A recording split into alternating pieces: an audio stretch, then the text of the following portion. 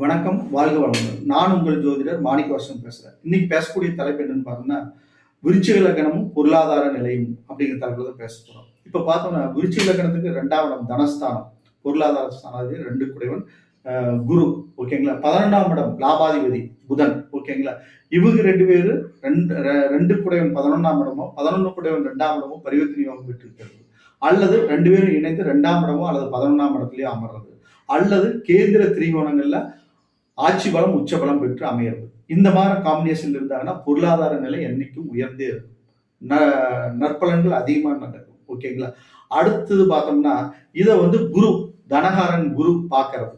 தனகாரன் குரு பார்க்கறது லக்னத்திலேயே இவங்க 2 பேரும் அமர்ந்து அதை குரு பார்க்கறது அல்லது கேந்திர திரிகோணங்கள்ல இவங்க அமைஞ்சு அதை குரு பார்த்தாருன்னா அற்புதமான பலாபலன்கள் நடக்கும்.